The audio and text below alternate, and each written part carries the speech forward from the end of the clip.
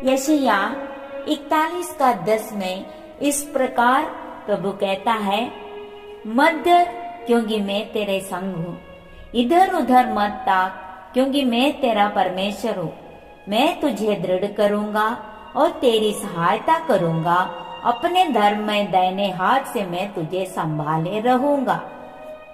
जब प्रभु हमसे बोलता है कि इधर उधर ताकने की जरूरत नहीं है, आप डरने का भी जरूरत नहीं है, क्योंकि वो सर्वशक्तिमान परमेश्वर हमारे साथ है। वो हमको एक निश्चितता देते हैं, मैं तुझे दृढ़ करूंगा और जब भी आप परेशानी में होगा तब मैं तुझे सहायता करूंगा और अपने दाहिने हाथ से हमेशा तुझे संभाले रहूंगा। इतना बड़ा प्रॉमिस जो परमेश्वर हमको देता है, तो हमको किस बात की डर। यहोवा यहोशू से क्या कहता है? व्यवस्था विवरण 31 का 6 वचन में क्या लिखा?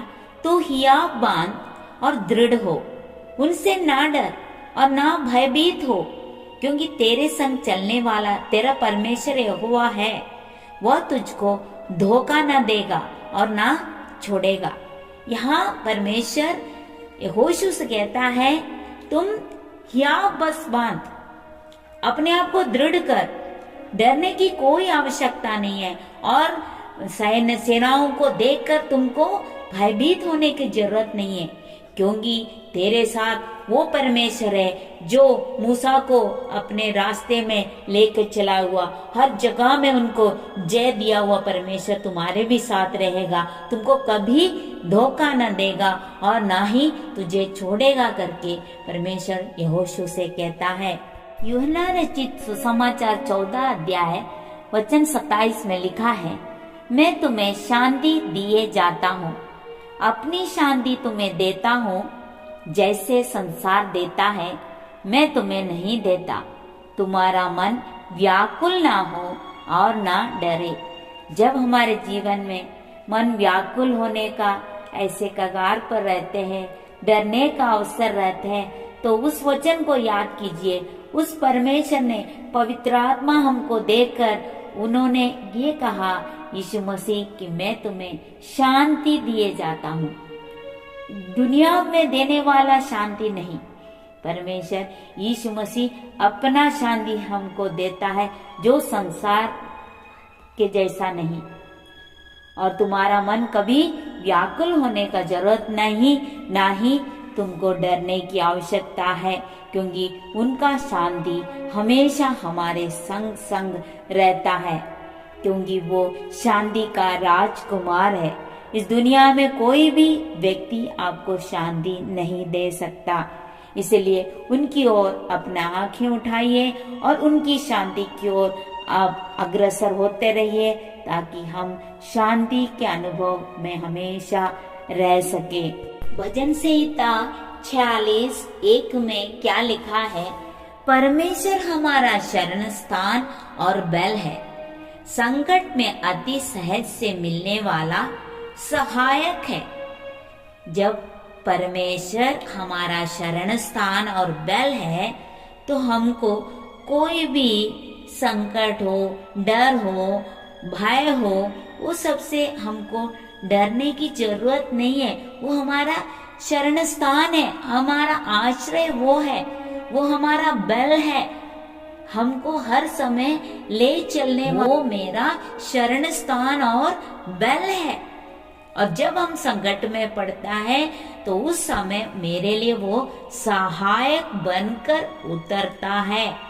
तो उस परमेश्वर को जब हमारे साथ रहने के अनुभव जब हम करते हैं, तो हमको किसी भी चीज से डरने की कोई आवश्यकता नहीं है।